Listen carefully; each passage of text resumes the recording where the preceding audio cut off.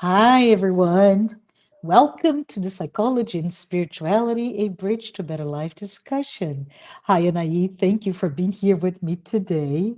For those of you who are here, this is our weekly episode. And today we're going to explore, like usually, we explore the intersection of spirituality and psychology. And as a result, we kind of become recipients of timeless wisdom contained in both spirituality and psychology. My name, I'm your host. My name is Marcia Trajano, and I'm super excited to have Dr. Anahy Fonseca with me. Today, we're going to attempt, Anahy, to dive deeply into what I consider one of the most powerful parables ever told. We're going to talk about the parable of the prodigal son. And just to give a little bit of a teaser on the subject, it's important to understand, and I'm going to go ahead and do a little bit of a synopsis, but it's important to understand the on the surface, this parable is a story of forgiveness. It's quite strong story of forgiveness, redemption, right? And if I may say, the boundless love of a father. But if, and that's what I want to hear with me, if we go a little bit beneath that surface, there's this rich tapestry of spiritual and psychological themes that really speak of our human condition. So today we're going to be looking at this parable, not just from a, which is parables are for, right? And from a moral lesson, but as a quite impactful, profound metaphor for this journey of self awareness and emotional healing. So, through the lens of psychology, Anahy, this is on you, we explore the contrasting figures of the two brothers, the prodigal son, whose return may symbolize transformation, right, through humility and self reflection, and as it is counterposed to the elder son, who we're going to probably talk a little bit about the internal struggles and how they reveal the painful grip of our ego as it is expressed by jealousy and even unresolved issues like bitterness, etc. So as we can see, the story, and I'm going ahead of the game here, Nais, so hang on. The story is really more about this tale of two people, two men, two sons. It is really about all of us, about me, about you, all of us here, all of humanity, because it's about the conflict within our own psyche. It is about the battle between our higher self and our ego, and all the challenges that we face when we confront our shadow within and decide to embrace perhaps healing and integration, right? So today, this is my plan, is we're going to try to unfold those layers of this relatively short narrative. It's one of the longest parables, so I'm going to give maybe, and if you don't mind me, give a shortened version, right? But if we can go into the layers of this narrative to maybe reflect on questions of self, which is, if you haven't been with us before, self here will be equals the deeper divine, the sacred essence within us, the spirit, right? And how the self can be awakened through those moments, right? Those moments in this case can be expressed through suffering, self doubt, or even jealousy in this case. So let's talk about the older brothers.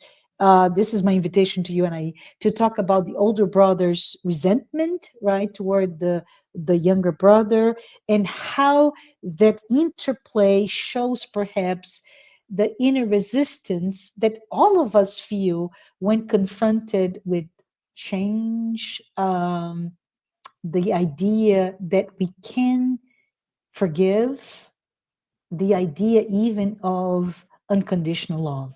So settle in, join us as we embark in this journey of introspection and spiritual discovery through the lessons that we learn from the parable of the prodigal son.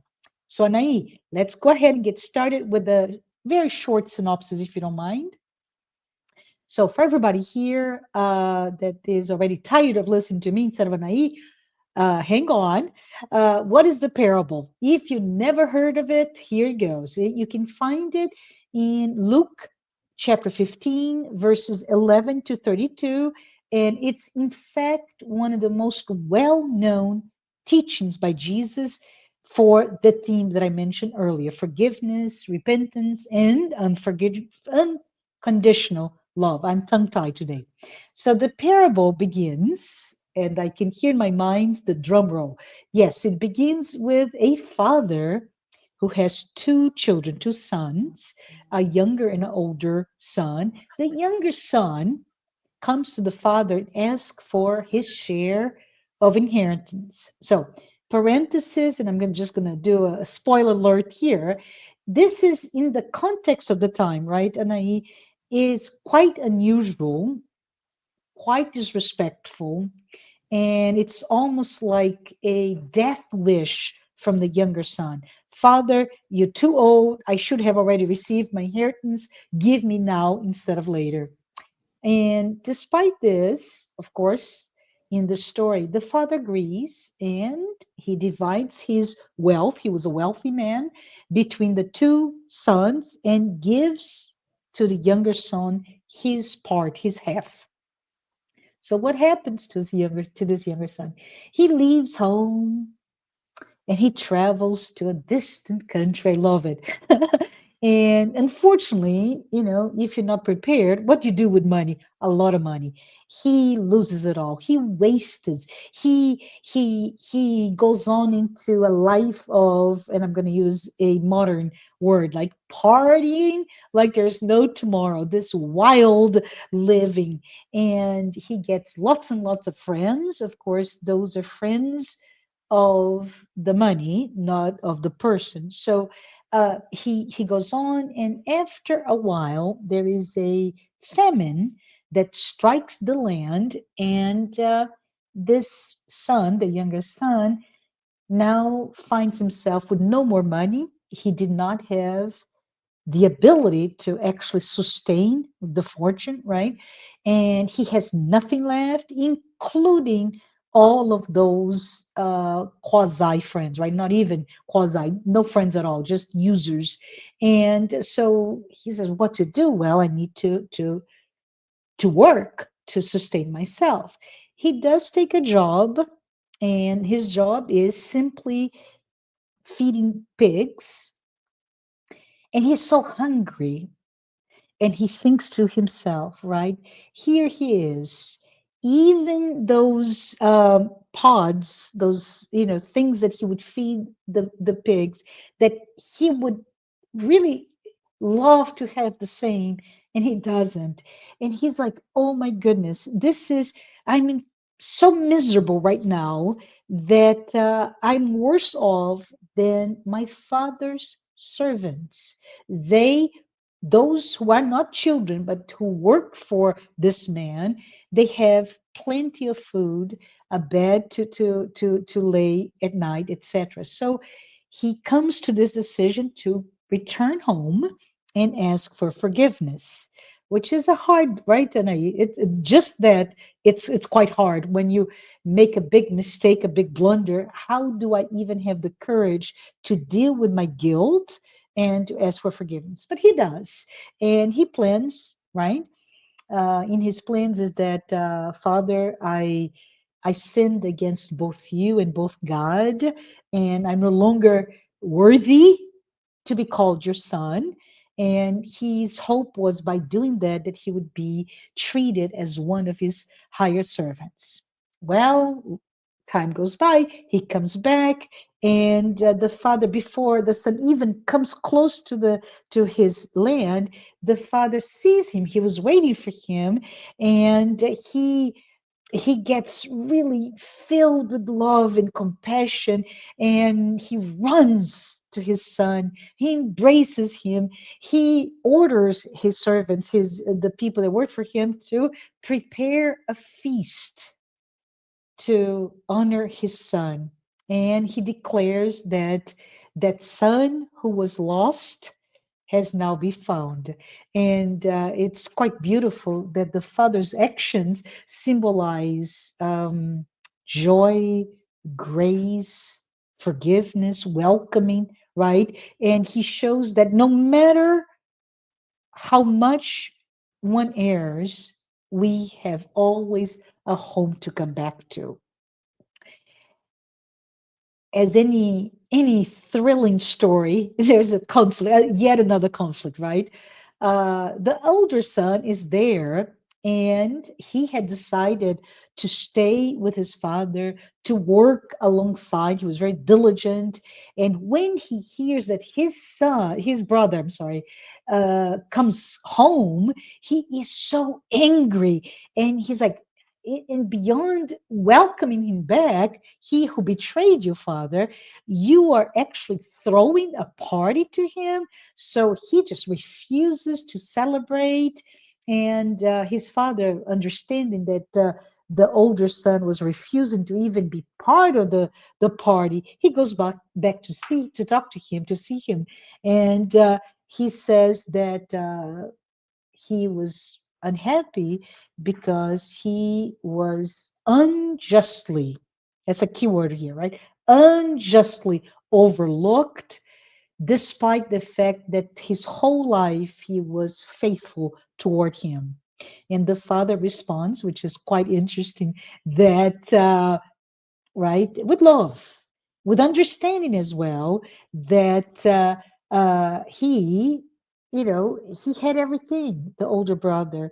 And it would also, on one hand, right to celebrate the return of the younger brother because he was indeed lost and he had now been found. So it's a reason to celebrate. So to me, as we come to the end of the parable, right, the father uh, says that forgiveness, right, forgiveness is important, and it's especially important, like the father, our father, um, when we repent, we are, we are accepted despite our past mistakes, and we should be deserving to be feeling accepted, and really it's to me this parable, this tale of just grace in allowing the younger son to leave, the grace of allowing the son to come back, and even the grace to talk to the older son's jealousy, right, and resentment, with also grace to say it's okay for you to feel way, but all that is mine is yours. Did I share everything? Did I miss anything? I'm sure I missed some things. So, anyways, I'm now going to bring back to you, and perhaps, Anahy, let's go ahead and start with the idea, first and foremost, of why why speaking in parables, and why are we even talking about parables, and to begin with, right? Why are we it's so important to understand what parable means so that we can dive deeper into the meaning of this story. Wow. So first of all, hi everyone. It's great to be here with my good friend Marcia and to be here with all of you that are listening to us. So first of all, I think it's very up to date, Okay. and it's amazing because it's a parable from more than 2000 years ago, Yeah. right? And something that we are missing nowadays, Marcia, is that everything is so quick, so fast, that the context of what we are talking about, even with each other, even among friends and family, we miss the context because everything is so quick. I have to say something in the WhatsApp, or I have to be really fast because people are waiting for my answer, for instance, and others Yes. Yeah. videos, that I lose the context. So I think it's Yeah. very important for us. Let's invite everyone with this beautiful summary that Marcia has done, brought to us. So let's make a journey together to Mm-hmm. the past, 2000 years ago. Okay. Mm-hmm. So Jesus was from a very small village. Yeah. I don't know who had the privilege. I'm very grateful that I was able to go to Galilee in 2018, I think, Oh, wow. and path by the Sea of Galilee and all the small villages and Capernaum, I think it's the name, where Jesus meets Peter and all this stuff. So it's very powerful surroundings. It's the nature. It's present in everything. It's humble in a sense that doesn't have, big buildings or this and that, but the spiritual energy is there, and it's very, very strong, because we Yeah. know that all these messages, they talk to us from a light Yeah. teacher, that we understand that it's the highest spirit that has been here to teach us the path towards the light and God again. And in this inner journey, that it's not out from outside, it's from the inside. So the energy is there because it's out of space and time. It doesn't matter how much fight or this and that, uh, f- because of ignorance, humankind does. When something really strong, a spiritual energy descends, let's say, or emerge here on earth and inside us and outside us, it cannot be erased. This is the Mm-hmm. first thing that I wanted Mm-hmm. to exchange. So when Marcia is telling us again about the parable, and we are here representing humbly, as much as we can, the thoughts and reflections of our light teacher Joanna de Angelis, Yes. through the psychograph of Divaldo Pereira Franco. So the spiritual energy that is within the parables, it will always be there. It's eternal because Yeah. it's bringing something, a knowledge and a sparkle that it's very strong. It's not because it's sparkle that it's not very strong, from the light that it's the creator of everything. Mm-hmm. So it doesn't matter how much mess we do here, humankind. The energy is there, and when we connect, we can feel it. So I will invite everyone to make this journey with Marcia and I now at this moment, to try to understand with Joanna the words of Jesus. So Yes. why was he talking in parables? So when we go to the etymology of the word parable, right? We know that it's from the Greek, and I'm Mm-hmm. sorry, people that talking in Greek, that I don't know if I will pronounce it all right, but it's parabole in Uh-huh. Greek, that Uh-huh. it means, could be translated to comparison. Mm-hmm. But if you break the word para would mean beside, right? Yeah. And balein, paraboling, so it would mean to cast, to throw, beside. So we could, I love to try to understand the history and the psychology that it's behind the words. I love the words, by the way. Mm-hmm. So we know that something. So why Jesus was talking through parables, right? Yeah. Yeah. Because they are archetypal stories. They are Mm-hmm. part of our collective unconscious, the transpersonal dimension of the unconscious that we all share as humankind. So they are archetypes, ancient forms, stories, patterns of behavior, okay, that we bring from our ancestors, And we right? can talk a lot just about this, right? The difference or between the collective unconscious and how in this collective, uh, I call it a soup in my mind, right? The soup of all the knowledge that Yeah, exists but in it's human. great soup. I Yeah, like right. that. Yeah, this soup, this immense um, content that we all have access, even though we don't know that we have access to it. But from that, and I think it's important that you brought the idea of archetypes. And I know this is going to sound a little academic, but that's how I think, a little bit more linear here. But there are two things, right? In this soup, we find something that we all know about, which is instincts, right?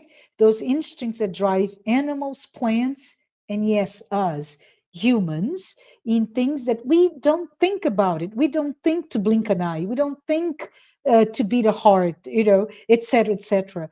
But then there's also this archetypes that is really amazing that you brought it up because with the parable format, then we access through 2000 years ago archetypical dimensions of of an image or thought or concept that otherwise we would not really stop to think about it, right? So it's very Yeah. intentionally you bring it up, and I'm making a movement here of just forking something out of the soup, right? I'm breaking it up and Yeah. showing, hey, look at this. You find this archetype in this parable. But go ahead. Yeah, because that's very important what you said, because the archetypes are much more than just instincts, right? Mm-hmm. Because instinct is something like we join, or we connect to something biological, for instance. We Mm-hmm. have in our DNA, we have, it's the way that we survive, that we react to things, that it's Mm-hmm. ingrained in our, biology, right? And that it's going to emerge because we need to survive and we need to deal with our environment. And it's, we could think that it's included, but the archetypes, I like the way I think Jung said the Mm. archetypes as being like footsteps of God within the psyche, I you love it. know, Yeah. because they are they are all the symbols, the images, the stories, the patterns that, as you said, Martha, emerge from Mm-hmm. the depths of the unconscious, Mm-hmm. not only, of course, through the personal unconscious, but when we are talking about individuals, but they are in our collective unconscious. So all the things that and experiences that in terms of patterns of behavior, of understanding, perceiving, and acting in the world, we that our ancestors, and if we are talking, of course, through Joanna's lens, bringing together spiritist knowledge, we many times have been our own ancestors, right? Reincarnated, we could say. Mm-hmm. So it doesn't matter which dimension we are talking. We are talking about consciousness here as humankind, as a big family that is reincarnating to experience and learn through experience, right? And Mm-hmm. evolving consciousness and sharing this learning process together. We learn with each other, right? Because when we talk about the archetype in this parable of the father, the brother, right? The son, Mm-hmm. so, and the father, that it's, let's see if we have time um, to talk about Rembrandt's Oh, painting. yeah, I'd love that. Uh-huh. Right. But this father that it's represented in the parable, it's not only the male father. I mean, the father. Of course, Jesus was using the father and the sons um, and the brothers because 2,000 and more years ago, in that part of the world, Mm-hmm. the eastern part of the world, it was very male, let's say, right? Yeah, yeah. Very masculine. And Mm-hmm. of course, he needed to talk about this, as you said, giving some spoilers to people, of development in this integration of different aspects of our psyche. Yeah. Sorry, So of just our psyche. to unpack a little bit because it was I was a bit confused, right? So what we're talking here, or what you are going to talk here, perhaps, is different types of relationships, right? So the father archetype, the son archetype, and the brother archetype, right? So there are three different archetype, and of course, you don't see a mother archetype here because we're talking about a very patriarchal type of society that Jesus was living in 2,000 years ago. Yeah, but So, he was mm, so higher spiritually yeah, speaking yeah, that he knew that, and he yeah, wanted to, of course, like awaken our hmm, higher self, Jung's self, capital S, right? yeah, yeah, So he was not talking to the ego of, hmm, that primitive people. He was hmm, talking 2000 and more years ago. He was talking he was trying to awaken people's self and see how interesting the strategic yeah, and why he used parables, because he was talking stories with moral and psychological issues inside the stories, to like we are saying parable, to mm, beside, to throwing uh, aspects of our psyche that we needed to pay attention to, develop, to evolve, to the side.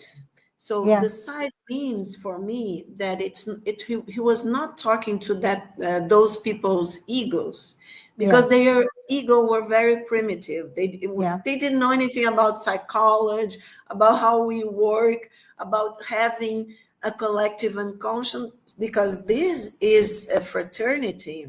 yes, Otherwise, they wouldn't have slaves, yeah, they wouldn't have wars and stuff like that, right? yeah. So he was talking to people's higher self, to their, as you said, their higher consciousness that is evolving through different reincarnations, that would be reflecting upon the moral, spiritual, and psychological aspects of those stories. I love So it. not only in And that so life, highly symbolic, right? Sorry to interrupt you, but highly highly. symbolic.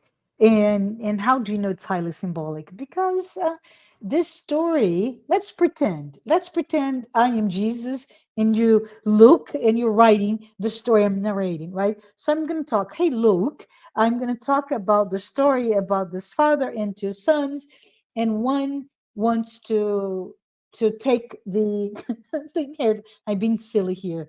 And then Luke says, okay, are you going to ask me to write a legal, right? A legal narrative about what does the son need to do in order to get his inheritance? No, it's not prescriptive, storytelling. It's really a symbolic.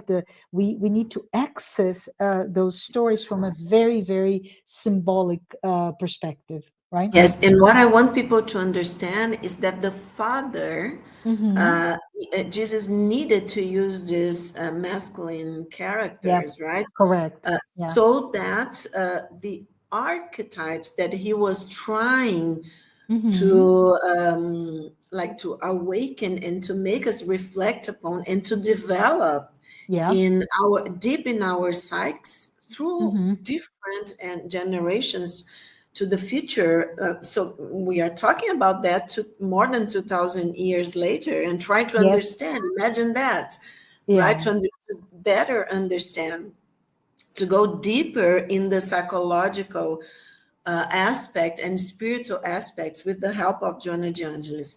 Yeah. So, what we need to understand is that the father figure, Yeah. and Rembrandt, in his beautiful painting of the Prodigal Son, has picture, spoiler alert, picture the drawn the father as the creator, in a sense, the father and mother. We are I not going to have it. this Yeah, I have part. it with me. Do you want me to show? Not yet, not Okay. yet. All right. All Let's right. make people, really curious about. And but So what? Rembrandt, right? It's Rembrandt, 17th century, does this beautiful, beautiful masterpiece. It is considered, right, one of his best work, and he did at the end of his life. But if we don't get to show today, make sure you Google Rembrandt, The Prodigal Son, because it will be a feast to the eye. Go ahead.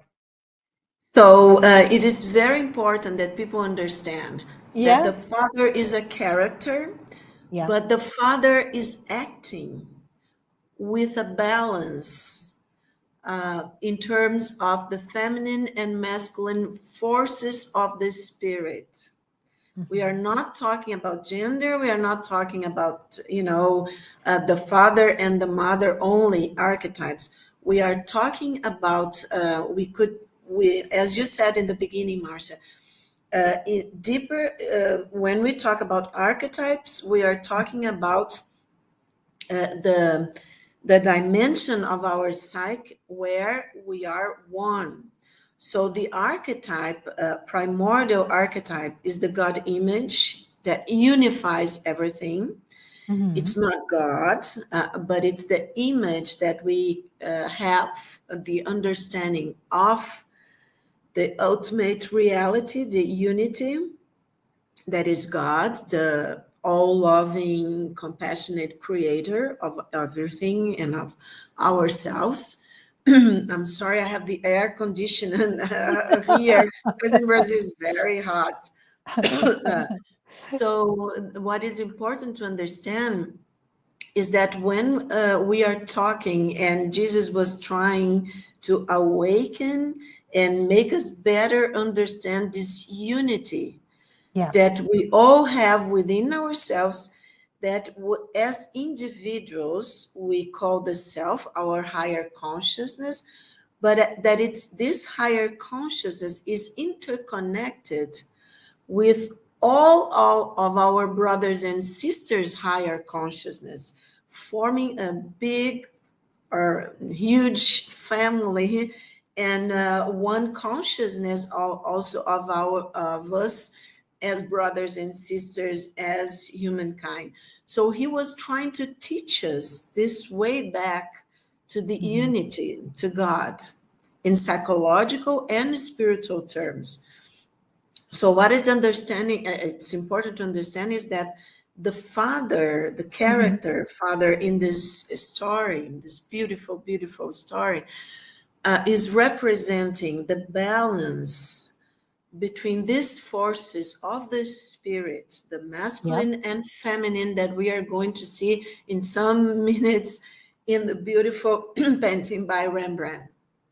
And what is important then, Marta and everyone, is that the sons represent fragments, let's say, complex, different aspects of the ego, that it's, of course, the ego has the, the task to do, to adapt to this reality that it's bipolar, as Joanna says, that has good and evil, good and bad, light Mm-hmm. and dark, and all this duality that we live here, so that it can learn, can help the self, our higher self, to Mm-hmm. learn this experience. Yeah. So when we dissociate, we have different aspects that represent, for instance, a shadow within ourselves. A shadow, just to remind everyone, are aspects that the ego doesn't like, feels threatened Yeah. by, and wants repress or deny, and just send, let's say, to the unconscious, right? Can I say something real quick? Yes, go ahead, go ahead. No, it's silly, but that's how I start to define, right? The shadow is, if you were thinking of a group that's working together, right? And we have an agenda for the work, and that's the self. This is well, actually, the ego. There's this agenda, the mission of what we want to do in this group. And then the shadow is someone coming in bringing their own personal agenda that has nothing to do with the mission of that work group. That's, for example, that's a completely crazy example, but with NASA, with the mission to send a man back to space and back, that's a lot of people together. That's the ego, right? Building that mission and all that we had to do to get to the back to the moon and back, right, to space and back. But then there is one engineer, that's the shadow, that wants to do something else. They want to whatever, and so the ego goes like, no, let me fire that engineer because he or she is not in line with our mission. So it hides away, in this case of the shadow, and that's the proverbial sweeping under the rug. I don't want to see that, so because I don't have time. I don't, it goes against our mission, so let's stay to the core of the ego's mission. That's my interpretation of the shadow. Yeah, but it's nice, it's great, because you see, to accomplish something that Mhm. it's really high in terms of moral and spiritual values and Mhm. psychological maturity, for instance, Yeah, the ego has to be humble and yeah. has to listen to the higher self. Okay, because remember, our higher self, as you said in the beginning, Mm. represents to the psyche the unity of the psyche, right? Um, of our side, when we are talking individually. And it is behind all of our development spiritually and psychologically. And in this life, it is behind the learning that it has, proposed itself to do. So it needs the ego to pay attention to the Correct. message Mhm. that it's coming through dreams, synchronicities, images, fantasies, symbols, as you said, because the self, our higher selves, it's always trying to call the ego to pay attention because it needs the ego to live this experience, but the ego has to submit itself to the knowledge that is much bigger that Yeah. of the self. So, for instance, we were talking about dissociation and conflicts of the Mhm. brothers, the sons, that you have summarized beautifully. The selfishness of the prodigal son, Yeah. ambition, like the instincts that he wanted to, go party, let's go to life. His selfishness of pay no attention to his elderly father Mm-hmm. and to the respect that he needed to have to the father, to the partnership with the brother, because the inheritance was theirs, right? Yeah, yeah. The family, because 2000 years ago in the eastern part of the world, the family was a structure that it was very close, and it was very important in the, so the business, the money or the land, actually everything dependent on the land. And It it could was, have broken, right? It could have. So putting this to modern time, if I am two children of the mother and the father, and the inheritance was one house, one building, and I say I want half, the father would most likely have to liquidate the assets, right? To give half. So let's say, just fictitious here, the house the asset was worth $1 million. The father would have to sell the house to give 500,000 to the son. And what happens to the structure by which the father and the elder son would live would have to move completely based on the younger brother, the younger son, desire to go out in the world, right? But yes, yeah. if I may say something else, that comes to my mind, I don't know if you're going to talk about it or not, Anahy, but I find it interesting that this story, it's clear to see the jealousy of the brother, right? The older brother when he comes back, but from the younger and the father accepting his challenge, disruptive as it was, right? Um, but the father accepts, acquiesces to the Yes. son desire. And to me, this is the same. And I may just share a little bit about me, but oh my goodness. I'm going back to when I'm like, 16, 17 years old. And I want to be an artist, Anaí. I wanted to be a painter.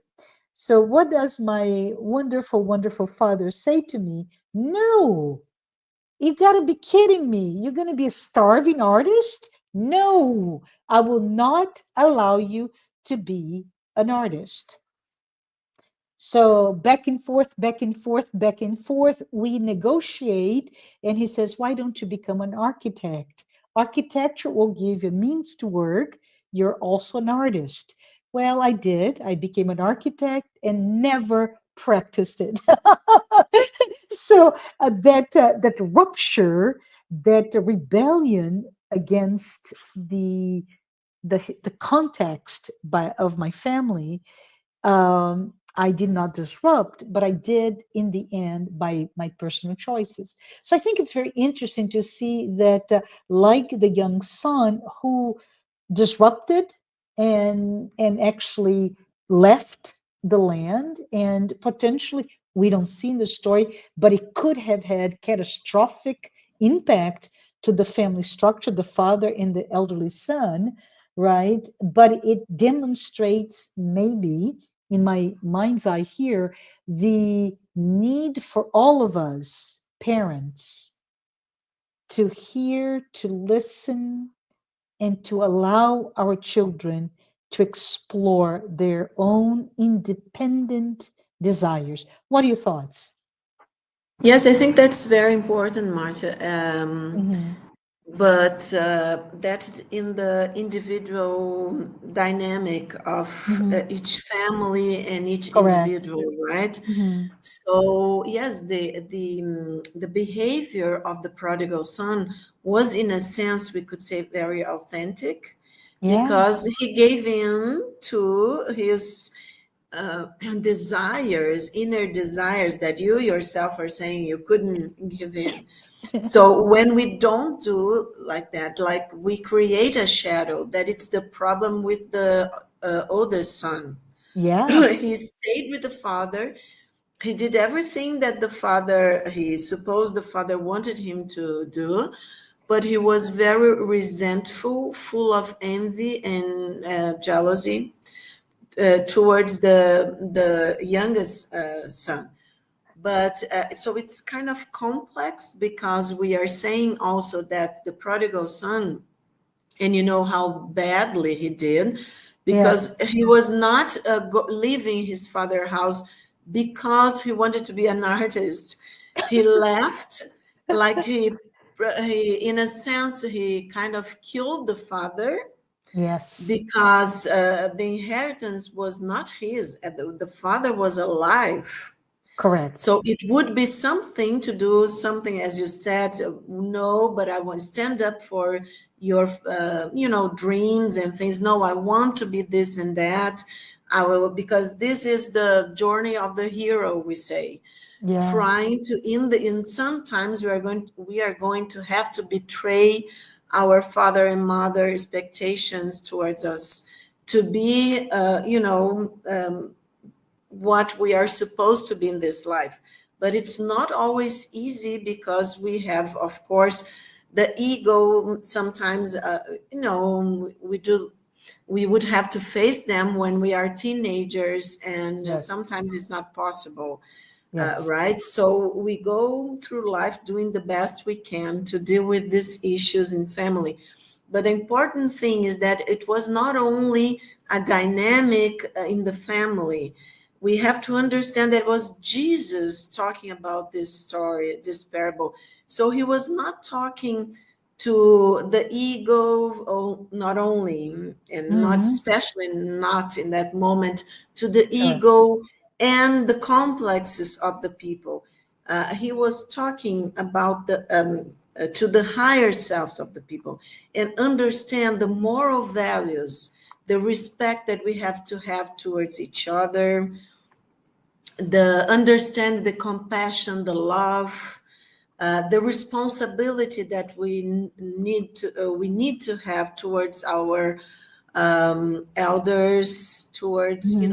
others, towards the family. That it's Yes. very important. We reincarnate in the people, with the people that we need to be, okay, to Mm. learn with them.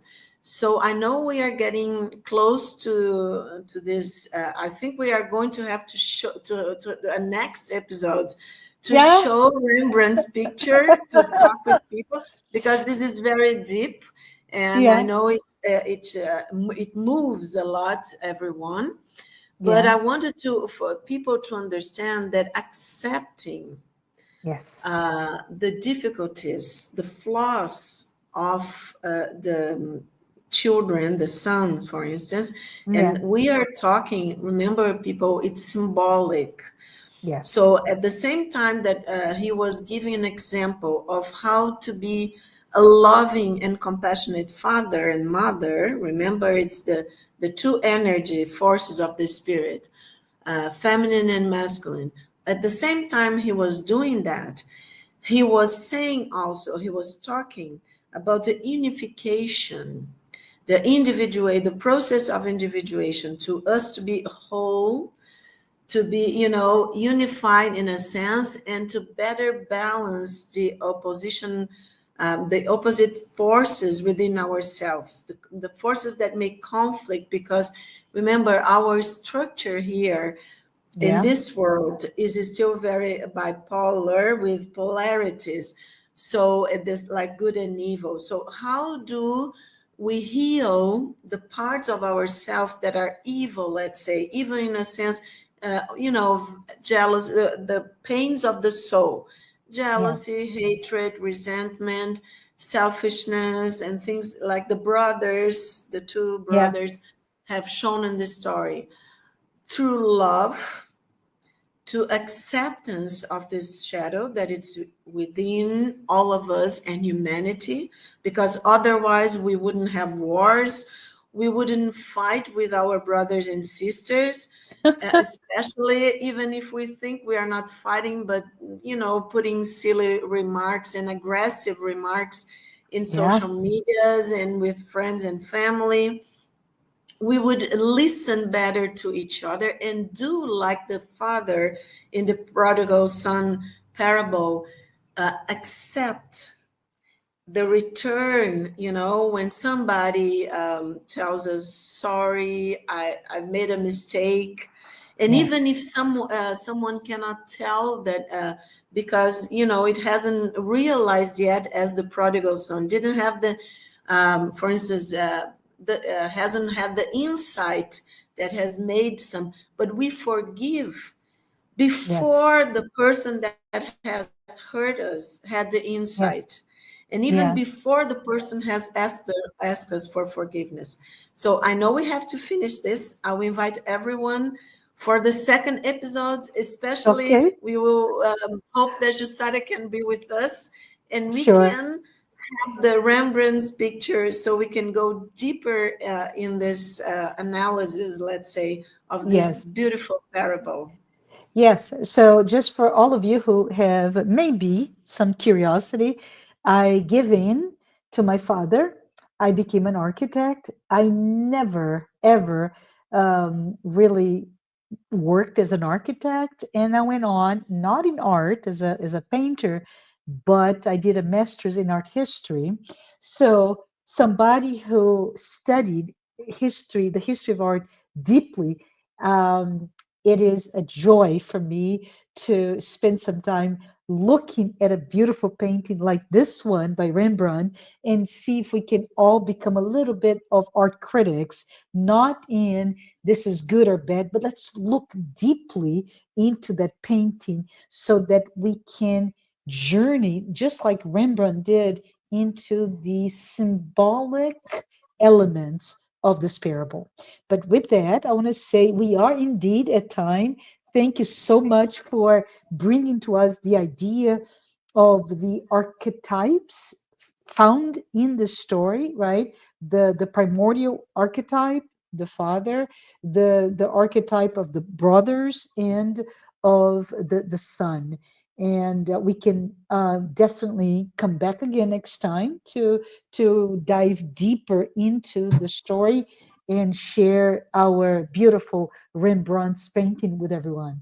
But if this is the first time you listen to this program, just a reminder, the Psychology and Spirituality Weekly Talks are based, as you heard, many of us referencing, right, the works by Joanna de Angelis. And we do hope that you're able to perhaps expand your own spirituality concepts by juxtaposing them in this psychological lens. We want to absolutely thank our sponsors. Without them, we wouldn't be here. So Mansão do Caminho, the United States Spiritist Federation, the International Spiritist Council, and last but not least, AMI Brazil, the Brazilian arm of the Medical Spiritist Association. I hope you're back next time when we wrap up this discussion on the parable of the prodigal son. Thank you very much for you, Anahy, and everyone here today. Bye bye. Bye bye. See you next episode.